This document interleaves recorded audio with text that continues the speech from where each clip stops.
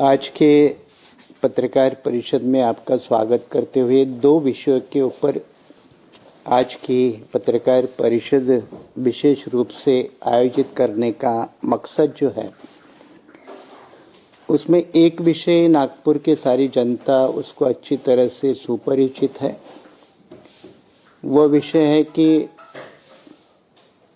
हाल ही में नागपुर में अंबाझरी इलाके में पिछले 21 दिन से अंबेडकरी जनता, लोग, समर्थक, खास करके महिलाएं, इनकी तरफ से पिछले लगातार 21 दिन से आंदोलन जारी है, धरना प्रदर्शन जारी है।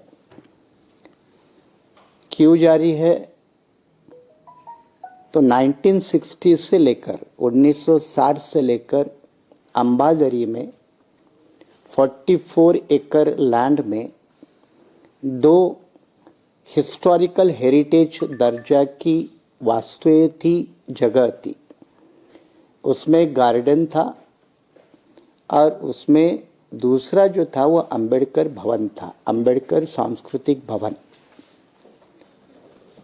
अब उस 44 एकड़ लैंड को गलत तरीके से, गैर कानूनी तरीके से निजी लोगों के हाथों में सौंपने का फैसला जिस तरह से महाराष्ट्र सरकार ने लिया, उसके लिए गार्डन का भी सत्यानाश किया और अंबेडकर कल्चरल सेंटर को भी डिमोलिश किया गया। तो वो टोटल प्रॉपर्टी ही लगभग 1000 करोड़ की है। अब 1000 करोड़ की प्रॉपर्टी महाराष्ट्र सरकार, जिन्होंने कई जीआर निकाले, उनके मुताबिक डेवलपमेंट के नाम पर, विकास के नाम पर, सुशोभीकरण के नाम पर वो किसी निजी संस्था को देती है। पहले टेंडर के पहले 30 साल के लिए देती है, बाद में 30 साल का बदलकर 99 ईयर करती है। और 1000 करोड़ की प्रॉपर्टी सिर्फ सालाना 1,50,00,000 इतने ही लगभग लीज रेंट, 1000 की प्रॉपर्टी और सालाना 1.50 लाख, और वो भी कितने साल के लिए दे रही है? 33 ईयर्स, 33 साल के लिए दे रही है। अब 33 साल के दे रही है तो 33 साल में वो कितना पैसा देगी सरकार को? तो आप 1,50,00,000 मल्टीप्लाइड बाय 33 ईयर्स, तो ये होते हैं लगभग 50 करोड़। तो 50 करोड़ 33 साल में महाराष्ट्र गवर्नमेंट को देगी और प्रॉपर्टी का आज का मूल्य है 1000 करोड़। तो ये सबसे पहले बड़ा भ्रष्टाचार का मुद्दा वर्तमान शिंदे फडणवीस के सरकार के समय में नजर में आया है, हुआ है। एक तरफ ये भ्रष्टाचार का मुद्दा है और दूसरी तरफ अंबेडकर कल्चरल सेंटर का मुद्दा है। अंबेडकर कल्चरल सेंटर, जिसकी जिम्मेदारी देखभाल करने की नागपुर म्युनिसिपल कॉरपोरेशन की है, उसके लिए अगर आप कानूनी प्रावधान देखें तो हमारे साथियों ने काफ़ी होमवर्क किया है उसका। ये उसका मैप है। ये मैप में से एक जगह है वो गार्डन की है और एक जगह मेमोरियल की है, अंबेडकर सेंटर की है। और ये दोनों जगह की मेंटेनेंस, रिपेयरिंग, देखभाल, ये करने की जिम्मेदारी भारतीय संविधान के आर्टिकल 243 के तहत, आर्टिकल 243 के तहत ये म्युनिसिपल कॉरपोरेशंस की होती है। तो इसको कानूनी आधार है, संवैधानिक आधार है। पुणे म्युनिसिपल कॉरपोरेशन की ये संवैधानिक 243 के तहत जिम्मेदारी होने के बावजूद वो एमटीटीसी को देना, फिर एमटीटीसी के माध्यम से फिर किसी और अन्य संस्था को देना, गरुड़ा एंड कंपनी जो भी है, तो ये भी गलत काम है, गैर कानूनी है, नॉट परमिसिबल इन लॉ।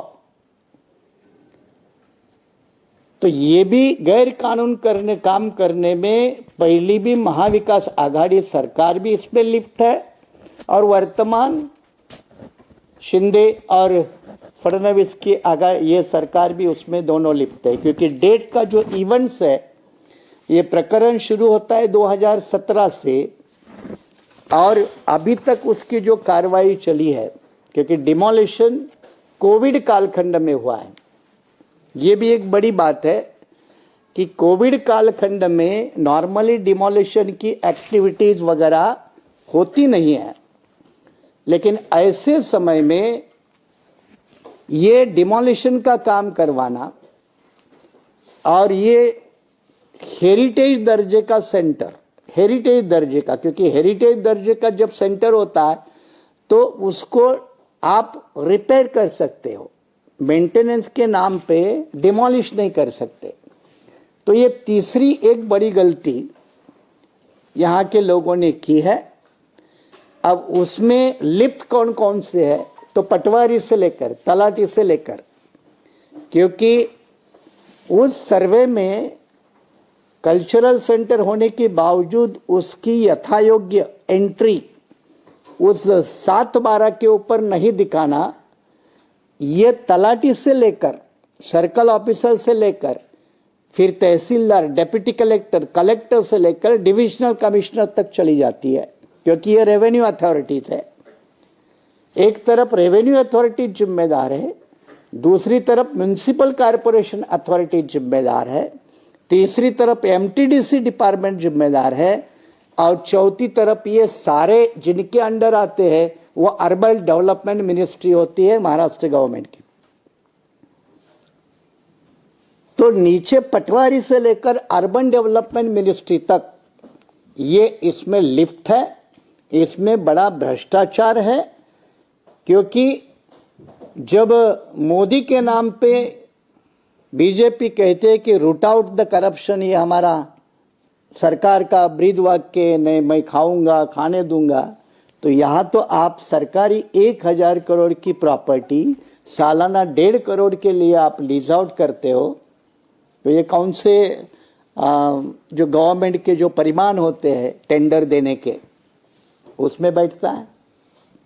इसलिए एक तरफ करप्शन, दूसरी तरफ अंबेडकर मेमोरियल का डिमोलिशन, तीसरा संविधान कानून का उल्लंघन और चौथा इसमें लिप्त लोगों के ऊपर कार्रवाई। इस कार्रवाई के संदर्भ में हमारे इन साथियों ने ये जो आंदोलन चलाते हैं काफ़ी मेहनत की है और इस संदर्भ में जिला कलेक्टर के कार्यालय में 22 अगस्त को मीटिंग हुई है, 22/3/2022।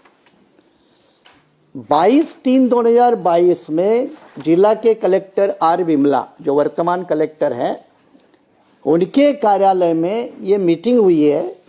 उसमें डिप्टी कलेक्टर है, उसमें MTDC Maharashtra tourism and development corporation के बड़े अधिकारी है और इन मीटिंग में जिन्होंने डिमोलिशन किया उनके ऊपर कार्रवाई करना चाहिए, ऐसा कलेक्टर का ये लेटर है। और ये लेटर कब का है? लेटर 19 अप्रैल 2022 का है। अब हम 23 में हैं, तो अप्रैल 22 का 1 साल होने को आया। यहाँ के कलेक्टर द्वारा लिखे हुए लेटर के बावजूद भी अगर कार्रवाई नहीं होती है तो एमटीडीसी के अधिकारी इसमें कार्रवाई करने में सक्षम नहीं, वो भी अर्बन डेवलपमेंट मिनिस्ट्री के अंदर ही आते हैं और इसलिए वो भी जिम्मेदार होते हैं। दूसरी तरफ जो हमारे आंदोलन कर रहे हैं यहाँ के अम्बेडकरी लोग हैं, खास करके महिलाएं हैं, कई सामाजिक संगठन है जिनको कई लोगों ने समर्थन दिया है, उसमें हम भी एक है। 21 दिन से आंदोलन है, काम तो रुका हुआ है, काम के ऊपर तो लगभग रोक लगी है, लेकिन आंदोलनकर्ताओं की यह भूमिका है कि जब तक वो पुनर्निर्माण शुरू नहीं होगा तब तक आंदोलन नहीं रुकेगा। नागपुर ये कल्चरल कैपिटल है, वो भी फुले शाह अम्बेडकर का आंदोलन की कल्चरल कैपिटल है। इसलिए नागपुर में यह अगर आंदोलन बड़े पैमाने पे रूप लेगा तो उसको सरकार को संभालना भी बड़ा भारी मुश्किल पड़ेगा, क्योंकि इसके साथ कई मामले लिप्त है। और इसलिए इस आंदोलन को स्फोटक नहीं बनने देना, ये अगर किसकी जिम्मेदारी है तो सरकार की है। और उसका सॉल्यूशन ये है तो सरकार ने तुरंत दिया हुआ टेंडर उसको रद्द करना चाहिए और तुरंत अंबेडकर कल्चरल सेंटर का पुनर्निर्माण ये शुरू करना चाहिए। मैं प्रेस कॉन्फ्रेंस के माध्यम से वहाँ के लोकल विधायक जो कांग्रेस पार्टी के हैं, विकास ठाकरे, इनसे भी अनुरोध कर रहा हूँ कि ये उनके विधानसभा क्षेत्र का मामला है तो उन्होंने भी इसमें रुचि दिखानी चाहिए, दखल अंदाजी करना चाहिए। और ये जब डिमोलिशन हुआ तो महाविकास आघाड़ी की सरकार थी, तो इसलिए मैंने कहा कि दोनों सरकारें इसके लिए जिम्मेदार है, पूर्व महाविकास आघाड़ी की भी और वर्तमान फडणवीस शिंदे सरकार भी उसके लिए जिम्मेदार है। और इसलिए ये अगर कार्रवाई नहीं रखी गई तो जो आंदोलन साथियों ने कई पुलिस स्टेशन में शिकायतें दी है, अंबाझरी पुलिस स्टेशन में लगभग 150 कंप्लेंट दी है, लेकिन एफआईआर नहीं रजिस्टर्ड की। अब 150 कंप्लेंट आते हैं तो पुलिस का पहले फर्ज बनता है, सुप्रीम कोर्ट का ललिता कुमारी का जजमेंट है, मैं खुद कानून का वकील होने के नाते बता रहा हूं कि जब भी कोई कंप्लेनेंट अपनी शिकायत लिखित रूप से देता है तो उसको प्राथमिक एफआईआर मानना ही चाहिए। यह सुप्रीम कोर्ट के ललिता कुमारी जजमेंट के मुताबिक पुलिस स्टेशन के ऊपर बंधनकारक है। इसके बावजूद अंबाझरी पुलिस स्टेशन ने एक भी अभी तक वो कंप्लेंट एफआईआर में तब्दील नहीं किया है। अब जब पुलिस स्टेशन एफआईआर नहीं करता है तो फिर ऑप्शन ये होता है कि सीआरपीसी के अंदर प्राइवेट कंप्लेंट जुडिशियल मैजिस्ट्रेट के सामने दायर की जाए। और ये भी काम ये आंदोलनकर्ता साथियों ने किया है, वो जुडिशियल मैजिस्ट्रेट के सामने मूव हो चुके हैं और उसकी सुनवाई 2 मार्च को आने वाले है। जुडिशियल मैजिस्ट्रेट 2 मार्च को आदेश करे गए तो फिर सबके ऊपर एफआईआर रजिस्टर होगी।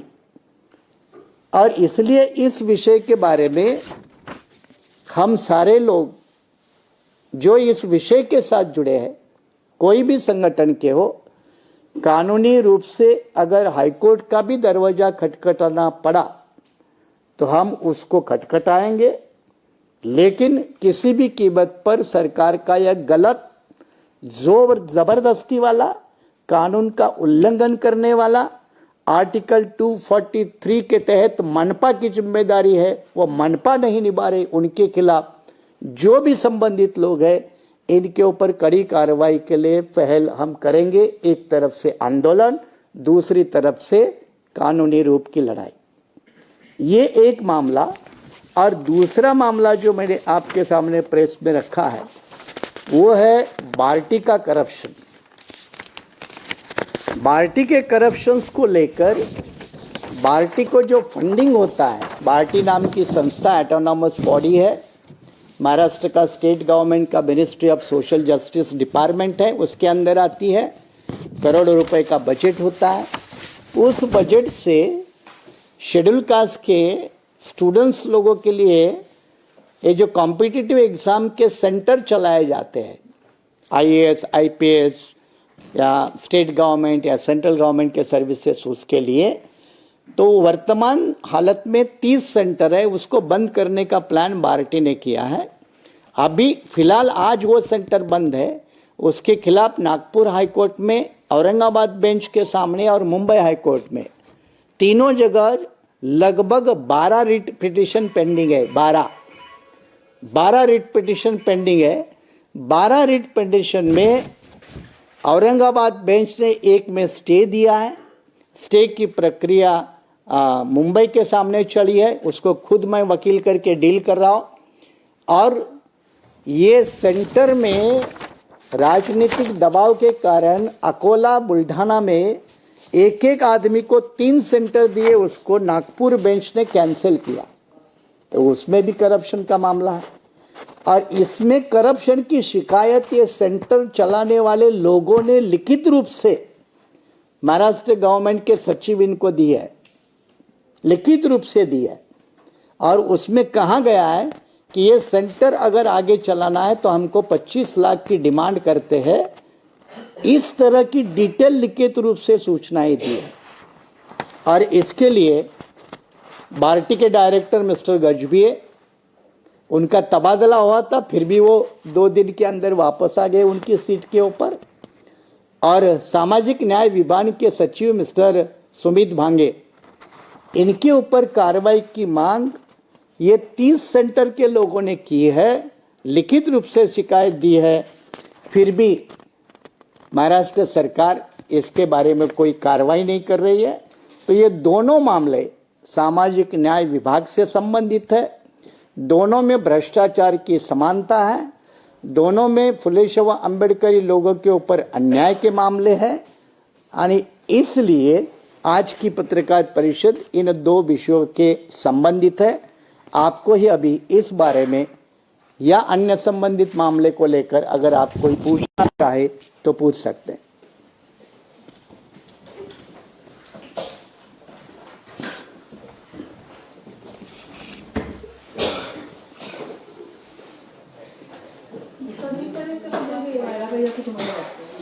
पुनर्वसन जे आहे कधीपर्यंत व्हायला पाहिजे आणि तुमचे जे बहुजन विकास पार्टी आहे ते तुम्ही इतका उशीर काय लागतो? आतापर्यंत तुम्ही मीटिंग्स घेतल्या नाही, आता तुम्ही मीटिंग? हाँ, एक तो लेट नहीं है। ये जो विषय है, हमने 23 तारीख को असेंबली के ऊपर जो मोर्चा आया था उसमें भी एक सब्जेक्ट वो था। दूसरा बात, उसके बाद में सीएम एंड डिप्टी सीएम के साथ मोर्चा के सब्जेक्ट को लेकर जो मीटिंग मांगी है वो सरकार ने अभी तक मीटिंग फाइनल नहीं की। तो दिसंबर से पहले से ही हम विषय से लेकर संबंधित है, पहली बार नहीं कर रहे पार्टी लेवल पे। लेकिन जब नागपुर की जनता बड़े पैमाने पे आंदोलन कर रही है, जिसको कल मैंने खुद विजिट किया है और विजिट करके देखा है वो जगह को, आंदोलन को, इसलिए एक तो पुनर्निर्माण ताबड़तोड़ फैसला महाराष्ट्र गवर्नमेंट ने डिक्लेयर करना चाहिए, नंबर 1। जो दिया हुआ टेंडर है उसको खारिज करना चाहिए, रद्द करना चाहिए, फैसला नंबर 2। ये 2 फैसले अगर सरकार कैबिनेट मीटिंग में ऐलान करे तो भी काफी समाधान हो सकता है और उसके मुताबिक सरकार फिर काम कर सकती है। उसके लिए फिर नई प्रोसेस अपनानी पड़ेगी, वो थोड़ा समय ले सकते हैं, हम भी समझ सकते हैं, क्योंकि पुनर्निर्माण एक दिन में नहीं होगा। लेकिन जो गलत काम किया है उसको तो रोकने का या कैंसिल करने का काम सरकार ने तुरंत करना चाहिए। सुमित भांगे, इनके ऊपर अभी तक कार्रवाई नहीं हुई, तो आपकी आगे की भूमिका क्या है? अदालती तो है, मैंने कहा कि एक तो लिखित रूप से शिकायतें सोशल जस्टिस डिपार्टमेंट को दी है, कार्रवाई नहीं होती है तो मुंबई हाईकोर्ट के सामने 3 रिट पिटिशन पेंडिंग है और उस 3 रिट पिटिशन में उनके ऊपर कार्रवाई होनी चाहिए। उसके दस्तावेज, डॉक्यूमेंट वो रिट पिटिशन में शामिल है और कोर्ट के सामने प्रेयर रखी जाएगी कि फिर इनकी जांच हो। त्यामध्ये भाजपच नाही तर काँग्रेसही शामिल आहे। गरुडा कंपनीमध्ये जे डायरेक्टर आहेत त्यामध्ये काँग्रेसची आहे। तुम्ही दोन्ही पक्षावर आरोप लावताय का? आणि कोण कोण त्यामध्ये शामिल आहे, नेमकं नाव काय? मैंने शुरू से ही बोला कि ये अंबाझरी के मामले में पहली भी महाविकास आघाड़ी की सरकार लिप्त है और वर्तमान सरकार भी लिप्त है, दोनों जिम्मेदार है। एक बात क्लियर हो गई। दूसरी बात कि 2017 में जब पहला फैसला लिया तो महाराष्ट्र में शिवसेना बीजेपी की सरकार थी, बराबर, तो वो जिम्मेदार है। फिर अक्टूबर 2019 के बाद ये नई सरकार बनने तक जो फैसले लिए उसके लिए महाविकास आघाड़ी की सरकार जिम्मेदार है। उसमें मैं सीधा रूप से आपने नाम लेने को कहा तो एक तो सोशल मिनिस्टर, जस्टिस मिनिस्टर सारे लोग आते हैं तो मुंडे भी आ जाते हैं, और सरकार बोलते तो मुख्यमंत्री से शुरुआत होती है, तो मुख्यमंत्री से शुरुआत होती है। फिर ये जमीन का मामला है तो रेवेन्यू मिनिस्टर आता है, अंबेडकर सेंटर का मामला है तो सोशल जस्टिस सामाजिक न्याय विभाग आता है, फिर नागपुर में आता है तो पालक मंत्री नितिन राउत का मामला आता है, फिर मनपा का एक रिजोल्यूशन है तो मनपा आ जाती है, फिर एमटीडीसी को पार्टी एक इसमें आए तो एमटीडीसी आ जाती है, और फिर मैंने कहा कि कलेक्टर से डिविजनल कमिश्नर से लेकर पटवारी तक जो रेवेन्यू मैकेनिज्म है वो सारे लोग उसमें जिम्मेदार आ जाते हैं। तो इनके ऊपर कार्रवाई होनी चाहिए कि एक तरफ ये शासकीय गवर्नमेंटल प्रॉपर्टी का एक तो सत्यानाश है और उसको जमीन के लूट के नाम पे सस्ते कौड़ी के भाव पे किसी प्राइवेट लोगों को देना, चाहे उसमें वो गरुड़ा अम्यूजिंग पार्क की वो कंपनी हो या और कोई कंपनी हो, तो इसमें जो भी लिप्त है किसी भी पार्टी के हो, चाहे वो कांग्रेस के हो, बीजेपी के हो, एनसीपी के हो, शिवसेना के हो या किसी के भी हो, इनके सारे के ऊपर कार्रवाई होनी चाहिए।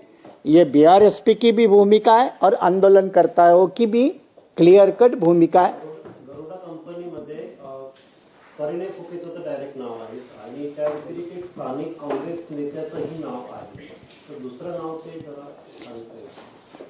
नहीं, मैं तो उनके नाम को नहीं जानता कौन है, लेकिन जो भी गरुड़ा कंपनी के डायरेक्टर्स होंगे, पार्टनर होंगे, they all will be involve. जब लीगल प्रोसीडिंग शुरू हो जाएगी ना, लीगल प्रोसीडिंग ऊपर लेवल पे, तब वो सारे के सारे जितने भी ऑन रिकॉर्ड है वो पार्टी बनेंगे। सर माझ्या साहेब एक प्रश्न आहे। जी, याच्यापूर्वी जे आंदोलन चालवत होतं आणि ते आंदोलन करतायत, मोर्चे काढतात, सर्व मोर्चे काढतात, त्यांनी पण इथे प्रेस घेतली होती। जी, त्यांना तेव्हा पण विचारलं होतं की हे जे गरुडा कंपनी आहे ज्यांनी हे केलेलं आहे, त्यांनी डिमॉलिश केलेलं आहे, ते सरळ जबाबदार आहे, तर त्याच्या संचालक कोण आहे त्यांची नावं सांगावी असं मी प्रश्न केला होता त्यावेळेस। आणि आता तुम्हाला प्रश्न आहे, हे नावं का घेतली जात नाही? नहीं, अच्छी बात है कि अपने पास नाम, देखिए चलो है तो देते। जे लोक आंदोलन चालवत आहेत आता, क्लियर क्लियर, यस जे कार्यकर्त्यांना ते इन्व्हॉल्व करतायत, यस यस, नो इशू। हाँ, right, you are absolutely right. Involve करतायत येस येस, आणि जे दोषी आहेत त्यांची नाव नाही घेत, राइट राइट, नो इशू। आहेत का आपल्याकडे? म्हणजे त्या पक्षात काम करतात म्हणून ते नाव घेत नाही का आपल्या नेत्याचं? हां, येस, बरोबर। नाही, पण मी तर सांगितलं, नितीन राऊत माझेही मित्र असले तरी पालकमंत्री आहेत ते, ही वॉज त्या व्यतिरिक्त स्थानिक जे आहेत, स्थानिक हा. मध्ये त्याच विभागाचे, त्याच नाही, थांबलं. प्रभागाचे तुम्ही नाव सांगू नका। नहीं, ठीक है तो देते अभी। तुमच्या आंदोलन करणाऱ्या लोकांनी, जे कोणी आंदोलन करत आहे त्यांनी नावं सांगायला पाहिजे की नाही? चला का नाही ते नावं? चला चला, हरकत नाही। याच्यामधले डायरेक्टर आहेत या कंपनीचे, त्यांची नावं जी आहेत, नरेंद्र जिचकार, प्रवीण कुमार अग्रवाल, प्रवीण रतनलाल जैन, विजय काशीनाथ शिंदे, हे 4 डायरेक्टरची नाव आहेत बघा।